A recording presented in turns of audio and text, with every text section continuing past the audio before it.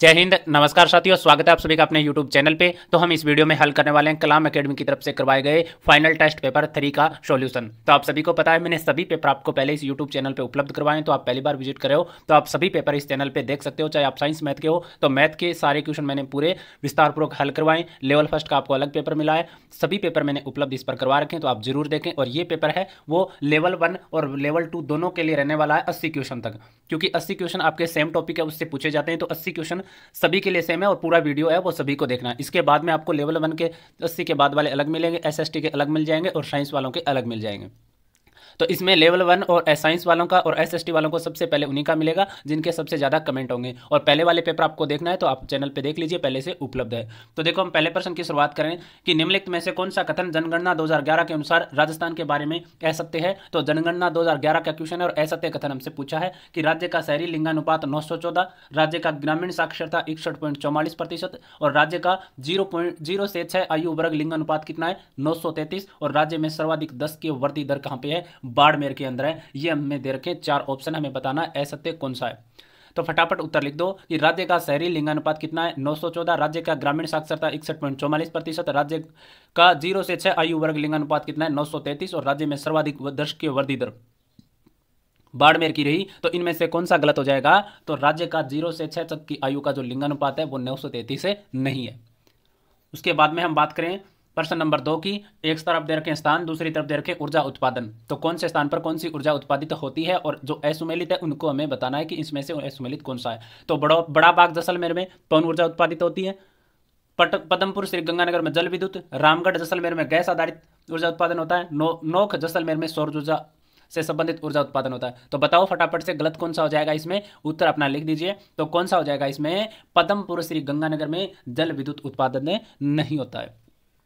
उसके बाद में देखो राज्य में आर्थिक समीक्षा 2021-22 के अनुसार राज्य राजमार्ग की कुल लंबाई, राजस्थान में आर्थिक समीक्षा 2021-22 के अनुसार राज्य राजमार्ग की कुल लंबाई कितनी है 14,532, 15,544, 20,312 और 12,750। फटाफट से बता दो कौन सा उत्तर है वो सही हो जाएगा 3 नंबर में। तो राज्य राजमार्गों की कुल लंबाई 2021-22 के अनुसार कितनी हो जाएगी 15,544। राज्य के निम्नलिखित में से कौन से जिलों में उष्ण कटिबंधीय शुष्क पतझड़ी वन पाए जाते हैं। राजस्थान के निम्नलिखित में से कौन से जिले हैं जिनमें उष्ण कटिबंधीय शुष्क पतझड़ी वन पाए जाते हैं। उदयपुर, बांसवाड़ा, कोटा, बीकानेर, नागौर, चूरू, सीकर, झुंझुनू, जालौर, जैसलमेर, बाड़मेर, पाली। उष्ण कटिबंधीय शुष्क पतझड़ी वन जिस जिले में पाए जाएंगे वो हमें बताना है।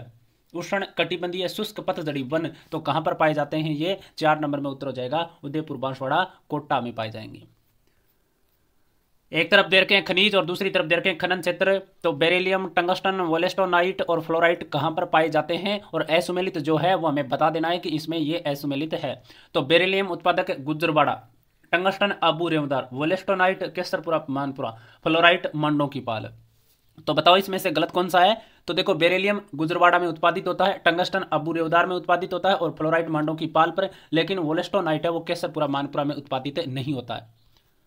निम्नलिखित में से असुमेलित युग्म का चयन कीजिए। राजस्थान का मैनचेस्टर भिलवाड़ा, राजस्थान का प्रथम स्पाइस पार्क जोधपुर, राजस्थान का प्रथम agro food park Ranpur Kota और राजस्थान की प्रथम सीमेंट कारखाना गोटन नागौर। तो बताओ इसमें से असुमेलित कौन सा है। 4 ऑप्शन है। राजस्थान का मैनचेस्टर भिलवाड़ा बिल्कुल कहते हैं, राजस्थान का प्रथम स्पाइस पार्क जोधपुर को कहते हैं, बिल्कुल सही है। राजस्थान का प्रथम agro food park Ranpur Kota को कहते हैं। राजस्थान की प्रथम सीमेंट कारखाना जो कौन सा है गोटन नागौर, ये क्या हो जाएगा, इसमें गलत हो जाएगा।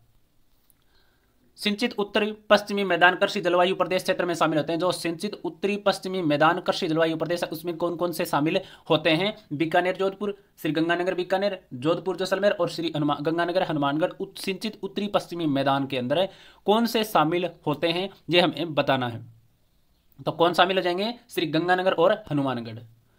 फसलें दे रखी है और उत्पादक क्षेत्र दे रखे हैं। फसलें और उत्पादक क्षेत्र अलसी, सोयाबीन, अरंडी और जीरा कहाँ उत्पादित होते हैं और जो असुमेलित है उसको क्या करना है, हमें बताना है। तो 8 नंबर में देखो अलसी का उत्पादन प्रतापगढ़ चित्तौड़गढ़ में होता है, बिल्कुल सही है। सोयाबीन का उत्पादन झालावाड़ 12 में होता है, यह भी सही है। और जीरे का उत्पादन जोधपुर और बाड़मेर में, यह भी सही है। लेकिन अरंडी का उत्पादन सवाईमाधोपुर करौली में नहीं होता है। उसके बाद में 9 नंबर क्वेश्चन आ गया कि सुमेलित करना है ना, सुमेलित करना है 9 नंबर क्वेश्चन में। तो देखो सुमेलित भी हमें कर लेंगे, थोड़ा सा मैं जूम कर देता हूं इसको। ये लो, पर्यटन स्थल दे रखे हैं और पर्यटन सर्किट दे रखे हैं। चूलिया जलप्रपात, ख्वाजा मोइनुद्दीन चिश्ती दरगाह, सरिस्का और गणेश्वर उत्खनन स्थल। अब बता दो सुमेलित किस प्रकार से ये होंगे। तो कौन से पर्यटन स्थल का पर्यटन सर्किट कहां पर स्थित है ये हमें बताना है, सुमेलित आपको करना है। तो चूलिया जलप्रपात कहां पर है, मेवाड़ सर्किट में। ख्वाजा मोइनुद्दीन चिश्ती की दरगाह कहां पर है, मेरवाड़ा सर्किट में। सरिस्का कहां पर है और गणेश्वर उत्खनन स्थल कहां पर है ये आपको बताना है। तो सरिस्का कहां पर आ जाएगी, मेवात में क्या, और गणेश्वर उत्खनन है शेखावाटी सर्किट में। तो ये हो जाएगा इसमें सम्मिलित है, और 2, 1, 4, 3 ऑप्शन क्या हो जाएगा इसमें सही। उसके बाद में बांध और जिले दे रखे, कौन सा बांध कौन से जिले में, ओराई, पांचना, साकड़ा बांध और सरजू या कोट बांध। तो बताओ कौन सा इसमें असुमेलित है, फटाफट से उत्तर बता दो। 10 नंबर में ओराई बांध कहां पर है, ओराई बांध चित्तौड़गढ़, बिल्कुल सही। पांचना बांध करौली में, साकड़ा बांध अलवर में, लेकिन सरजू बांध या कोट बांध झालावाड़ में नहीं है। निम्नलिखित में आंतरिक प्रवाह की नदी नहीं है, साबी, लिक, कांकणी और मित्री। तो बताओ इसमें से आंतरिक प्रवाह वाली नदी कौन सी नहीं है, फटाफट बता दो। तो मित्री जो नदी है वो आंतरिक प्रवाह वाली नहीं है, साबी, लिक और कांकणी क्या है, आंतरिक प्रवाह वाली है। भौतिक प्रदेश दे रखे हैं और दूसरी तरफ राजस्थान के क्षेत्रफल का प्रतिशत हिस्सा दे रखा है। भौतिक प्रदेश और राजस्थान के क्षेत्रफल का प्रतिशत हिस्सा। तो मध्य अरावली 9%, पूर्वी मैदान 25%, दक्षिण पूर्वी पठार 6.89 और उत्तरी पश्चिमी मरुस्थल 61.11%। तो बता दो इसमें से असुमेलित कौन सा है 12 नंबर में। तो मध्य अरावली का सही है 9% है, दक्षिण पूर्वी पठार का कितना है 6.89, ये भी सही है, और उत्तरी पश्चिमी मरुस्थल का 61.11, लेकिन पूर्वी मैदानी प्रदेश का 61% है नहीं है, 25% नहीं है। असुमेलित युगम का चयन करना है। विंध्य कगार सवाईमाधोपुर धौलपुर, छप्पन का मैदान प्रतापगढ़ बांसवाड़ा, बोराट का पठार चित्तौड़गढ़ से भीलवाड़ा और गोडवाड़ बेसिन पाली जालोर। बताओ असुमेलित इसमें से कौन से हैं। तो देखो विंध्य कगार है वो सवाईमाधोपुर धौलपुर में है, बिल्कुल सही। छप्पन का मैदान है वो प्रतापगढ़ बांसवाड़ा में है, और गोडवाड़ बेसिन है वो पाली जालोर में, लेकिन बोराट का पठार चित्तौड़गढ़ से भीलवाड़ा नहीं है। कोपेन के जलवायु वर्गीकरण के अनुसार जालोर, सीकर, नागौर और झुंझुनू निम्नलिखित में से किस जलवायु प्रदेश में शामिल है। तो कोपेन के जलवायु वर्गीकरण के अनुसार जालोर, सीकर, नागौर और झुंझुनू कौन से जलवायु प्रदेश में आते हैं, फटाफट बता दो। BSHW, BWHK, BWHW और BSHK। तो कौन से में आएंगे, 1 नंबर ऑप्शन सही हो जाएगा। राजस्थान ग्रामीण परिवार आजीविका ऋण योजना के तहत 1 लाख परिवारों को अकृषि कार्यों के लिए कुल कितनी राशि का ऋण वितरण प्रावधान है। राजस्थान ग्रामीण परिवार आजीविका ऋण योजना के तहत 1 लाख परिवारों को अकृषि कार्यों के लिए कुल कितनी राशि ऋण के रूप में प्रदान की जा सकती है। 1000 करोड़, 2000, 3000, 4000 करोड़। बताओ फटाफट 15 नंबर में। तो कितनी है ये, 2000 करोड़। 83वें अखिल भारतीय पीठासीन अधिकारी सम्मेलन का आयोजन कहाँ हुआ। 83वें अखिल भारतीय पीठासीन अधिकारी सम्मेलन का आयोजन जयपुर, जोधपुर, उदयपुर और बीकानेर। तो कहां पर हुआ था ये, जयपुर के अंदर। राजस्थान हस्तशिल्प नीति 2022 के तहत प्रत्येक वर्ष किस महीने में हस्तशिल्प सप्ताह का आयोजन प्रस्तावित है। राजस्थान हस्तशिल्प नीति 2022 के तहत प्रत्येक वर्ष किस महीने में हस्तशिल्प सप्ताह का आयोजन प्रस्तावित है। जनवरी, सितंबर, दिसंबर, अगस्त। फटाफट उत्तर बता दो। तो कौन सा सही हो जाएगा इसमें, दिसंबर माह में। राजस्थान पुलिस के अधिकारी ओम प्रकाश मिठारवाल को हाल ही में अर्जुन अवार्ड से सम्मानित किया गया। इनका संबंध कौन से खेल से है। तो ओम प्रकाश मिठारवाल का जो संबंध है निशानेबाजी, मुक्केबाजी, कबड्डी और स्विमिंग कहां से है। तो निशानेबाजी से है। और मैंने ये टॉपिक राजस्थान के प्रमुख खिलाड़ियों का अपने यूट्यूब चैनल पर करवा रखा है, जरूर देख लेना, आपका 1% कन्फर्म सही होने वाला है। दिसंबर 2022 में श्री मानगढ़ धाम गौरव पुरस्कार से किसे सम्मानित किया गया। दिसंबर 2022 में श्री मानगढ़ धाम गौरव पुरस्कार से सम्मानित ताराचंद मीणा, दीपिका मीणा, राज कालसुआ, ललित मीणा। तो फटाफट उत्तर बता दो। तो किसको किया गया, श्री मानगढ़ धाम गौरव पुरस्कार से सम्मानित तो ताराचंद मीणा को। युद्धाभ्यास ओस्ट्रो हिंद 22 का आयोजन कहाँ हुआ। युद्धाभ्यास ओस्ट्रो हिंद 22 का आयोजन कहां पर हुआ, फटाफट बता दो। पोकरण फील्ड, महाजन फील्ड, भारतीय वायुसेना station, Balotra field firing range. तो कहां पर हुआ, ओस्ट्रो हिंद 22 का महाजन फील्ड फायरिंग रेंज बीकानेर में हुआ। बालातल सभ्यता किस नदी के किनारे विकसित हुई। तो बालातल सभ्यता है वो कौन सी नदी के किनारे हुई थी विकसित हुए, बेड़च नदी के किनारे। विराट सभ्यता स्थल में शामिल नहीं है। ऐसा कौन सा स्थल है जो विराट सभ्यता स्थल में सम्मिलित नहीं है। बिजक की पहाड़ी, भीम डूंगरी, महादेव डूंगरी, रोजा भाखर। तो विराट सभ्यता में जो शामिल नहीं है, कौन सी नहीं है इसमें से, रोजा भाखर। मेवाड़ का उद्धारक किसको कहते हैं। तो मेवाड़ का उद्धारक है वो किसको कहा जाता है, राणा हमीर को कहा जाता है। राजस्थान का पहला साका किस वर्ष हुआ। राजस्थान का पहला साका किस वर्ष हुआ था, 1301 ईस्वी में। और उसके बाद में मध्यकाल में राजपूताने के ग्रामीण क्षेत्रों में न्याय करने वाली संस्था कहलाती थी। मध्यकाल में जो राजपूतों के ग्रामीण क्षेत्रों में जो न्याय करने वाली संस्था थी उसको क्या कहते थे, ये हमें बताना है। तो क्या कहते थे, पंचकूल।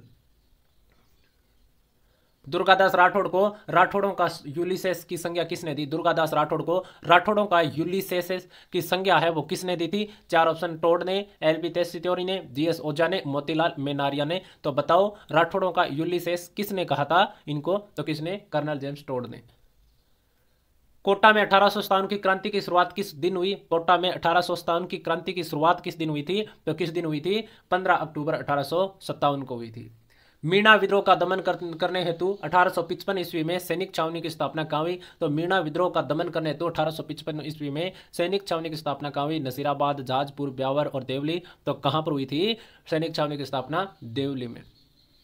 नानक जी भील और देवीलाल गुज्जर का संबंध था। नानक जी भील और देवीलाल गुज्जर का संबंध डाबी से, चंडावल से, डाबड़ा से, तसीमों से। तो बताओ नानक जी भील और देवीलाल गुज्जर का संबंध कहां से था?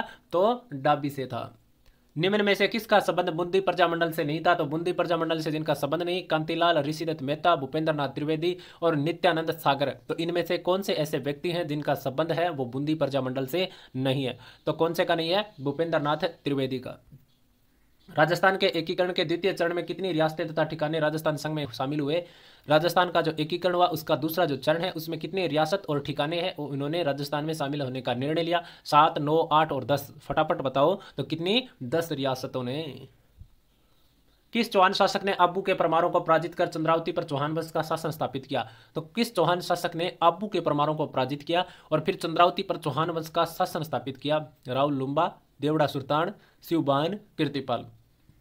तो कौन थे? राव लुम्बा। जिला कलेक्टर के संबंध में असत्य कथन बताना है। जिला कलेक्टर के संबंध में यह जिला आपदा प्रबंधन प्राधिकरण का अध्यक्ष होता है। यह जिला महिला सहायता समिति का अध्यक्ष, जिले में प्रमुख जनगणना अधिकारी के रूप में, राज्य में राजस्थान प्रशासनिक सेवा के अधिकारियों को पहली बार जिला कलेक्टर के रूप में पदस्थापना वर्ष 2015 में की गई। तो बताओ जिला कलेक्टर के बारे में कौन सा कथन है वो गलत हो जाएगा, ये हमें बताना है। तो यह जिला आपदा प्रबंधन प्राधिकरण का अध्यक्ष बिल्कुल होता है, जिला महिला सहायता समिति का भी अध्यक्ष होता है और जिले का प्रमुख जनगणना अधिकारी भी होता है। तो ऑप्शन बचा 4 जो कि गलत हो जाएगा। मुख्यमंत्री लघु प्रोत्साहन योजना के तहत कृषि एवं संबद्ध गतिविधियों के लिए 25 लाख रुपए के ऋण पर कितना ब्याज अनुदेय? मुख्यमंत्री लघु उद्योग प्रोत्साहन योजना के तहत कृषि एवं संबद्ध गतिविधियों में 25 लाख रुपए के ऋण पर कितना ब्याज अनुदेय है? तो कितना हो जाएगा? 9%। राज्य का प्रतीक चिन्ह और वर्ष, ये मैंने सारे एक साथ अपने टॉपिक करवा रखा है, जरूर पढ़ लेना, अपने चैनल पे आपको मिल जाएगा राज्य के प्रतीक चिन्ह। एक भी प्रश्न आपका गलत नहीं होगा और बहुत शानदार तरीके से मैंने करवाया। गोडावड़, चिंकारा, रोएडा का फूल और ऊंट। तो राज्य प्रतीक चिन्ह इनको कब घोषित किया गया ये हमसे पूछा है, और जो सुमेलित नहीं है वो हमको बता देना है। तो गोडावण को 1981 में किया था, ऊंट को 2014 में, रोएडा को 1983 में, लेकिन चिंकारा को कब नहीं किया? 1982 में नहीं किया था। उसके बाद में हम बात करें रिको द्वारा कृषि आधारित उद्योगों के विकास हेतु स्थापित एग्रो फूड पार्क कहाँ स्थित है? रिको द्वारा कृषि आधारित उद्योगों के विकास हेतु जो एग्रो फूड पार्क है वो कहाँ कहाँ पर स्थित है वो हमसे पूछा है 36 नंबर में। तो कहाँ पर है? कोटा, जोधपुर, जयपुर, अलवर। कोटा, जयपुर, श्री गंगानगर, अजमेर। अजमेर, उदयपुर, जोधपुर, बीकानेर और कोटा, जोधपुर, श्री गंगानगर। तो कहाँ पर है? कोटा, जोधपुर, श्री गंगानगर और अलवर में एग्रो फूड पार्क है वो स्थापित किए गए हैं। सूची है खिलाड़ी और उसके संबंधित खेल है, ये टॉपिक मैंने बहुत अच्छे से करवाया, सारे प्रश्न उसमें से ही है और ये मैंने सारे प्रश्न ये करवा रखे, तो जरूर पढ़ लेना आप। 37 नंबर में खुशी राम का संबंध किस खेल से है? श्री राम, मगन सिंह राजवी का और श्याम सुंदर राव का संबंध किस खेल से संबंधित है? ये हमसे पूछा है 37 नंबर। ये 37 नंबर है ना? हाँ 37 नंबर है, क्वेश्चन में हमसे पूछा है। तो देखो 37 नंबर में ये आपके सामने ऑप्शन है, तो आपको बता देना है सुमेलित करके। तो ये अपने आप में क्या है? सुमेलित है। खुशी राम एथलीट से, श्री राम वॉलीबॉल से, मान सिंह राजवी बास्केटबॉल से और श्याम सुंदर राव फुटबॉल से संबंधित है। तो ऑप्शन नंबर 4 जिसमें 1, 2, 3, 4 है वो सही सुमेलित है।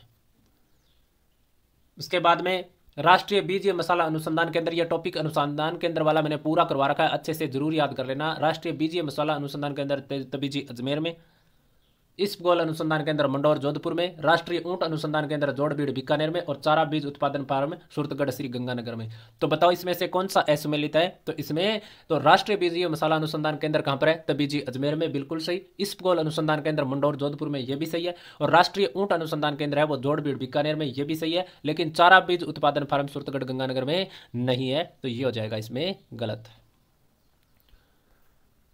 असत्य कथन की पहचान कीजिए। मंडौर नगर का प्राचीन नाम मांडव्यपुर था। मंडोर नगर का प्राचीन नाम क्या था? मंडव्यपुर था। मंडोर में 8वीं सदी की सूर्य की बैठक हुई और पाषाण प्रतिमा मिली। मंडोर में 8वीं सदी की सूर्य की बैठी हुई पाषाण प्रतिमा। ओसिया प्रत्याहारकालीन मंदिर स्थापत्य और मूर्तिकला का प्रमुख केंद्र रहा। ओसिया प्रत्याहारकालीन मंदिर स्थापत्य और मूर्तिकला का प्रमुख केंद्र रहा। ओसिया में स्थित हरिहर मंदिर में भगवान विष्णु एवं सूर्य का समेकित रूप है। ओसिया में स्थित हरिहर मंदिर में भगवान विष्णु एवं सूर्य का समेकित रूप है। तो बताओ इसमें गलत कौन सा है? तो इसमें गलत तो केवल क्या है? एक ही। तो मंडोर नगर का प्राचीन मंडव्यपुर बिल्कुल सही। मंडोर में 8वीं सदी में सूर्य की बैठी हुई पाषाण प्रतिमा मिली है, ये भी सही है। और ओसिया प्रत्याहारकालीन मंदिर स्थापत्य और मूर्तिकला का प्रमुख केंद्र रहा, ये भी सही है। तो 4 नंबर ऑप्शन गलत है। पुत्र जन्म के अवसर पर मां के लिए पीहर पक्ष द्वारा किस रंग का पोमचा देने की परंपरा है? जब पुत्र जन्म का जन्म होता है तो महिला के पीहर पक्ष से जो पोमचा आता है उसका रंग कैसा होता है, यह हमें बताना है। तो कैसा होता है? पीला पोमचा होता है जब पुत्र जन्म लेता है। तीर्थ यात्रा पूर्ण कर सकुशल घर लौटाने की खुशी में बनाए जाने वाले मांडने कहलाते हैं। तीर्थ यात्रा जब कोई करके आता है और सकुशल घर आ जाए तो जब मांडने बनाए जाते हैं वो कौन से होते हैं, उनको क्या कहते हैं? तो पथवारी, पुष्कर पेड़ी एवं भी दोनों और संध्या कोट। तो क्या कहते हैं इसको? पथवारी और पुष्कर पेड़ी दोनों ही इसको क्या कहते हैं? मांडनों को कहते हैं। उपन्यास और उपन्यासकार से में सही सुमेलित नहीं है। तो मिनकरी खोज BL माड़ी, खुलती गांठा पारस अरोड़ा, साम्याही खुलतो मार्ग नंद भारद्वाज, मांजल रात गोवर्धन सिंह शेखावत। तो बताओ इसमें जो सुमेलित नहीं है वो हमें बताना है। तो मिनकरी खोज BL माली ने लिखा, खुलती गांठा पारस अरोड़ा ने, समाही खुलतो मार्ग नंद भारद्वाज ने लिखा, लेकिन मांजल रात गोवर्धन सिंह शेखावत ने नहीं लिखा। बिल्ली अथवा बागड़ी भाषा को किसने स्वतंत्र भाषा माना है? बिल्ली और बागड़ी भाषा को स्वतंत्र भाषा किसने माना? फटाफट बता दो। बिल्ली और बागड़ी को तो किसने माना? डॉक्टर ग्रियर्सन ने। निम्नलिखित में से किस रचना में गिरी सुमेल तथा धर्मत के युद्ध का उल्लेख? गिरी सुमेल और धर्मत के युद्ध का उल्लेख कौन सी रचना में मिलता है? संगत रासो, रणमल छंद, सूरज प्रकाश, डोला मारू दुआ। गिरी सुमेल और धर्मत के युद्ध का वर्णन तो किसमें? सूरज प्रकाश में मिलता है धर्मत के युद्ध का वर्णन। दादूपंथियों में साहित्य से सही सुमेलित नहीं है। दादूपंथी जो थे उनके साहित्य से संबंधित कथन है वो गलत है, वो बताना है। सर्वंगी रजब जी, अध्यात्म बोध गरीबदास, संत गुण सागर सिद्धांत माधवदास, चेतावनी योग संग्रह राघवदास। तो बता दो कौन सा इसमें गलत हो जाएगा? तो सर्वंगी रजबदास जी ने, अध्यात्म बोध गरीबदास जी ने, संत गुण सागर सिद्धांत माधवदास, लेकिन चेतावनी योग संग्रह राघवदास ने नहीं लिखा, ये इसमें हो जाएगा गलत। भारतीय प्राचीन लिपिमाला ग्रंथ के लेखक, भारतीय प्राचीन लिपिमाला ग्रंथ के लेखक कौन है? फटाफट बता दो। तो कौन है? गौरी शंकर ओझा। निम्न में से सही सुमेलित नहीं है। चरी नृत्य गुजरों से, मावलिया नृत्य कथौड़ी से, चक्री मीणा से, अतिमणा बील से। ये जो नृत्यों वाला जो टॉपिक है ये मैंने अच्छे से, इतने अच्छे से करवाया, 4 लाइन में आपको सारे के सारे प्रश्न याद हो जाएंगे। और 4 लाइनें इतनी ईजी है कि आप निश्चित रूप से 2 मिनट में याद कर जाओगे। जरूर देख लेना वीडियो। चरी गुजरों से, मावलिया कथौड़ी, चक्री मीणा से, अतिमणा बील से। तो 47 नंबर में क्या हो जाएगा? तो चक्री नृत्य है वो मीणाओं से संबंधित नहीं है। मालासेरी डुंगरी का संबंध किस लोक देवता से है? मालासेरी डुंगरी का संबंध किस लोक देवता से है? तो मालासेरी डुंगरी का संबंध देवनारायण जी से संबंधित है, याद कर लेना, ये चर्चा में रहा है अभी। निम्न में से असंगत का चयन कीजिए। संत और संप्रदाय, संत हरिदास निरंजनी, लालदास जी दादूपंथ, संत मावजी निष्कलंक संप्रदाय, जम्बो जी बिश्नोई संप्रदाय। तो कौन सा संप्रदाय किस संत ने नहीं चलाया वो हमें बताना है 49 नंबर में। तो संत हरिदास जी ने निरंजनी संप्रदाय चलाया, संत मावजी ने निष्कलंक चलाया, जम्बो जी ने बिश्नोई चलाया, लेकिन लालदास जी ने दादू नहीं चलाया। लंगा गायन शैली का प्रमुख वाद्य यंत्र, लंगा गायन शैली का प्रमुख वाद्य यंत्र कौन सा है? फटाफट बता दो। लंगा गायन शैली का प्रमुख वाद्य यंत्र कौन सा है? तो काम्याचा और सारंगी दोनों मिलकर लंगा गायन शैली के जो वाद्य यंत्र हैं, तो A और B दोनों। किस चित्रशैली में पशु पक्षियों को विशेष महत्व प्राप्त हुआ? पशु पक्षियों को जिस चित्रशैली में विशेष महत्व प्राप्त हुआ है वो हमें बताइए। तो कौन सी है? बूंदी शैली में। असंगत का चयन कीजिए। रानी जी की बावड़ी बूंदी में है, सर्गसुली सवाई माधोपुर में, जगत मंदिर महल कोटा में और तालाब साई धौलपुर में। तो बताओ असंगत कौन सा है? फटाफट बता दो। तो कौन सा हो जाएगा? रानी जी की बावड़ी कहाँ है? बूंदी में, बिल्कुल सही है। उसके बाद सर्गसुली सवाई माधोपुर में नहीं है, जगमिंदर कोटा में है और तालाब साई धौलपुर में। चैनल को सब्सक्राइब जरूर कर देना। निम्न में से सही सुमेलित नहीं है। भवाई नाट्य बागजी, तुरुआ कलंगी, असा अली व तुकनगीर, माच ख्याल बगसू राम और हेला ख्याल दुलिया राणा। तो बताओ इसमें सुमेलित नहीं है वो हमसे पूछा है। 53 नंबर में कौन सा हो जाएगा? तो भवाई नाट्य बागजी, तुरा कलंगी साली तुकनगीर और माच ख्याल बगसुराय और हेला ख्याल दुलिया राणा की नहीं है। निःशुल्क एवं अनिवार्य शिक्षा अधिकार अधिनियम 2009 अधिनियमित किया गया। निःशुल्क एवं अनिवार्य शिक्षा अधिकार अधिनियमित कब किया गया ये हमें बताना है। किया गया किसके द्वारा? लोकसभा द्वारा, राज्यसभा द्वारा, भारत की संसद द्वारा। तो बताओ किसके द्वारा किया गया? तो भारत की संसद के द्वारा किया गया। आरटीई अधिनियम 2009 के प्रावधान अनुसार सही सुमेलित नहीं है। तो धारा 14 क्या है कि प्रवेश के लिए आयु का सबूत होगा। धारा 15 में प्रवेश के लिए इनकार नहीं किया जाना। धारा 18 में अनुसूची में संशोधन करने की शक्ति, और 17 में बालक के शारीरिक दंड और मानसिक उत्पीड़न का प्रतिषेध। तो बताओ कौन सी धारा से सही सुमेलित नहीं है, ये हमसे पूछा है। तो देखो इसमें 18 वाली धारा है, इसमें अनुसूची में संशोधन करने की शक्ति है, वो ये सही सुमेलित नहीं है। आरटीई अधिनियम 2009 की धारा 29 के अनुसार पाठ्यक्रम के संबंध में उल्लेख दिशा निर्देश है। 29 जो धारा 29 है उनके अनुसार पाठ्यक्रम में संबंध उल्लेखित है। बालक में ज्ञान, अंतःशक्ति व योग्यता का निर्माण हो, खोज, प्रकटीकरण व गतिविधियां आधारित शिक्षण हो, बालक को शारीरिक व मानसिक विकास का अधिकतम अवसर प्राप्त हो, और पाठ्यक्रमों में स्थानीय तत्वों में को शामिल करें। तो बताओ धारा 29 के अनुसार क्या उल्लेखित नहीं है इसमें, ये हमसे पूछा है। तो 1 नंबर तो है, 2 भी है और 3 भी है, 4 इसमें उल्लेखित है नहीं है। उसके बाद में आता है 57 नंबर है क्वेश्चन। हमसे पूछा है कि सत्य कथन इसमें से कौन सा है। तो सत्य कथन बताना है हमें 57 में कि राजस्थान आरटी नियमावली 2011 के अनुसार नियम 6 के तहत प्रदान किए गए विशेष परीक्षण के संबंध में सत्य कथन बताओ। तो बताओ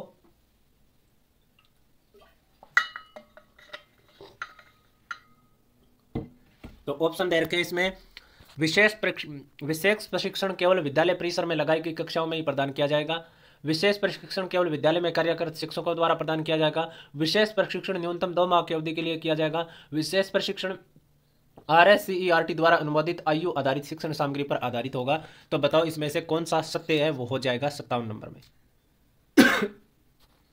तो 57 नंबर में सत्य होगा नियम 6 के तहत विशेष प्रशिक्षण है वो RSCERT द्वारा अनुमोदित आयु आधारित शिक्षण सामग्री पर ही आधारित होगा, ये इसमें सही हो जाएगा।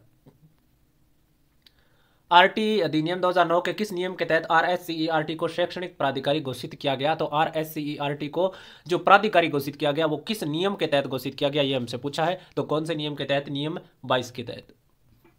SDMC का सदस्य सचिव होता है। SDMC का सदस्य सचिव कौन होता है, ये हमसे पूछा है। तो कौन होगा, प्रधानाध्यापक द्वारा नामित मुख्य शिक्षक जो होगा वो SDMC का सदस्य सचिव होगा।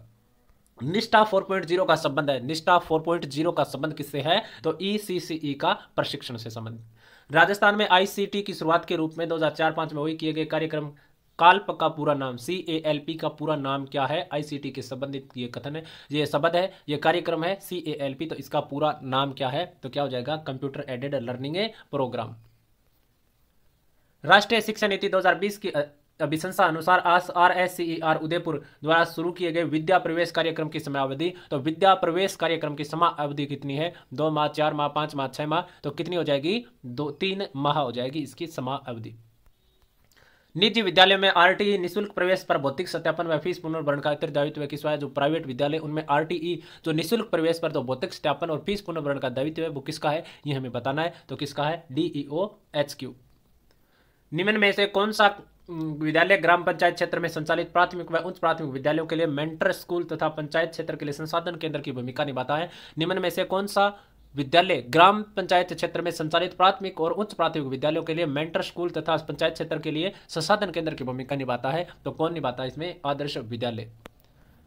इंदिरा शक्ति फीस पुनर्भरण योजना के संबंध में असत्य बताना है कि इसके तहत निजी विद्यालय में अध्ययनरत कक्षा 9 से 12 की बालिकाओं की फीस पुनर्भरण किया जा रहा है। इस फीस का पुनर्भरण इंदिरा महिला शक्ति निधि से किया जाता है। तो बताओ इंदिरा शक्ति फीस पुनर्भरण योजना के संबंध में असत्य इनमें से कौन सा हो जाएगा। तो दोनों के दोनों ये कथन क्या है, सत्य है, दोनों ही गलत नहीं है। अगर कोई कंप्यूटर डाटाबेस सुविधा प्रदान करता है तो वह जाना जाता है। अगर कोई कंप्यूटर डाटाबेस सुविधा प्रदान करेगा तो वो क्या कहलाया जाएगा, तो 66 में कहलाया जाएगा डाटाबेस सर्वर। संसाधित डेटा जाना जाता है, संसाधित डेटा है वो जाना जाएगा, किस नाम से जाना जाएगा, इंफॉर्मेशन के नाम से जाना जाएगा। जैसे देखो 1 2 3 4 इसको लिखा है तो हम कुछ भी नहीं कह सकते, लेकिन इसको हम ये लिखते हैं कि 1234 तो ये एक क्या होगी, सूचना होगी, और ये क्या होगी, अलग अलग डाटा होंगे। क्या आप ये कह दो हमने रा लिखा है, मैं लिखा है, इसको हम कुछ भी नहीं कह सकते, लेकिन एक जगह लिख दे राम तो ये क्या होगी, एक सूचना होगी, एक हमें पता चल गया कि ये राम नाम का लड़का है, यही क्या होती है, सूचना। प्रथम ग्राफिकल यूजर इंटरफेस के साथ उपलब्ध वेब ब्राउजर था, प्रथम ग्राफिकल यूजर इंटरफेस के साथ तो प्रथम वेब ब्राउजर आया उसका नाम हमसे पूछा, ऐसा एक प्रश्न आएगा। तो कौन था, एयरवाइज। असुमेलित प्रथम पीढ़ी के कंप्यूटर में वैक्यूम ट्यूब होती थी, मशीनी भाषा और एनियक जो कंप्यूटर था द्वितीय पीढ़ी के कंप्यूटर में ट्रांजिस्टर का प्रयोग फोटोन भाषा और एटलस कंप्यूटर, और तृतीय पीढ़ी में मैग्नेटिक टेप का प्रयोग हुआ कोबोल भाषा का और स्टार 1000 कंप्यूटर का नाम। चतुर्थ पीढ़ी में VLSI तकनीक का प्रयोग, C++ भाषा का प्रयोग और डेक 10 इसका कंप्यूटर था। तो बताओ इसमें कौन सा असुमेलित है, ये हमसे पूछा है। तो देखो प्रथम पीढ़ी में सही है, वैक्यूम ट्यूब होती थी, मशीनी भाषा चलती थी और एनियक इसमें पहला था। द्वितीय पीढ़ी के कंप्यूटर में ट्रांजिस्टर, फोटोन और एटलस, ये क्या हो जाएगा, इसमें गलत हो जाएगा क्या, बिल्कुल नहीं होगा, दोनों तीनों सही है। तृतीय पीढ़ी के कंप्यूटर में मैग्नेटिक टेप, कोबोल और स्टार 1000, ये क्या हो जाएगा, गलत। उसके बाद में हम बात करें एक टेराबाइट टीबी बराबर होता है, टेराबाइट बराबर किसके होता है, तो 1024 GB के बराबर होता है टेराबाइट। शिक्षा मनोविज्ञान मनोवैज्ञानिक सिद्धांतों का शिक्षा के क्षेत्र में अनुप्रयोग है। शिक्षा मनोविज्ञान की यह प्रकृति इसे बनाती है। शिक्षा मनोविज्ञान मनोवैज्ञानिक सिद्धांतों का शिक्षा के क्षेत्र में अनुप्रयोग है। शिक्षा मनोविज्ञान की यह प्रकृति इसे बनाती है। क्या, प्राकृतिक विज्ञान, अनुपयुक्त विज्ञान, विद्यात्मक विज्ञान और सामाजिक। तो क्या बनाएगी क्षेत्र में, तो अनुपयुक्त विज्ञान बनाएगी। संज्ञानात्मक विकास के सामाजिक और सांस्कृतिक सिद्धांत के प्रतिपादक कौन थे, संज्ञानात्मक विकास के सामाजिक और सांस्कृतिक सिद्धांत के प्रतिपादक कौन थे, तो कौन हो जाएंगे, लेओ वाइगोत्स्की हो जाएंगे। निम्नलिखित में से कौन सा हल्का प्रणालीबद्ध व्यवहार सिद्धांत का सही सूत्र है, निम्नलिखित में से कौन सा हल्का प्रणालीबद्ध व्यवहार का सिद्धांत का सही सूत्र है, तो कौन सा हो जाएगा इसमें, SOR।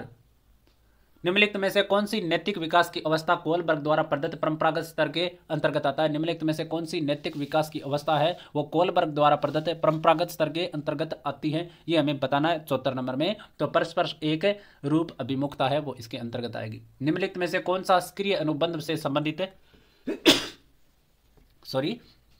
पदों में से कौन सा सक्रिय अनुबंधन से संबंधित नहीं है, तो सैंपिंग, अंतर्दृष्टि, पुनर्बलन और विलोपन। तो क्या हो जाएगा 75 में, तो अंतर्दृष्टि है वो इसमें शामिल नहीं होगा। वर्दी ... परिवर्तन को कहते हैं, तो वर्दी किसको कहेंगे, मात्रात्मक परिवर्तन को कहेंगे। स्प्रेंगर का व्यक्तित्व वर्गीकरण व्यक्तित्व आकलन के किस उपागम से संबंधित है, स्प्रेंगर का व्यक्तित्व वर्गीकरण व्यक्तित्व आकलन के किस उपागम से संबंधित है, तो किससे संबंधित है, प्रकार उपागम के। एक बालक निम्न में से उचित वाक्यों का उपयोग करना शुरू कर देगा, एक बालक निम्न में से उचित वाक्यों का प्रयोग करना शुरू कर देगा, कब, 3 वर्ष में। निम्न में से किसने बुद्धि लब्धि को प्रतिपादित किया, तो बुद्धि लब्धि को प्रतिपादित किसने किया, टर्मन ने। निम्नलिखित में से कौन सा एक व्यक्तिगत अंतर नहीं है जो संभवतः अधिगम को प्रभावित करता है, तो कौन सा नहीं है, शरीर का द्रव्यमान। तो ये हो गए आपके 80 क्वेश्चन लेवल 1 और लेवल 2 दोनों के लिए। इसके बाद में आपको लेवल 1 का अलग मिलेगा, साइंस मैथ वालों को अलग मिल जाएगा और SST वालों को अलग मिल जाएगा। इनमें सबसे ज़्यादा कमेंट जिनके होंगे उनका पेपर सबसे पहले मिलेगा। और साइंस मैथ का पेपर मैं पूरा हल करवाने वाला हूं, जिसमें आपको साइंस मैथ के जो मैथ के पर्सन है वो पूरे विस्तार पूर्वक करवाए जाएंगे। तो चैनल को सब्सक्राइब जरूर कर लेना। PDF आपको अपने टेलीग्राम ग्रुप में मिलेगी। आज के लिए इतना ही, धन्यवाद।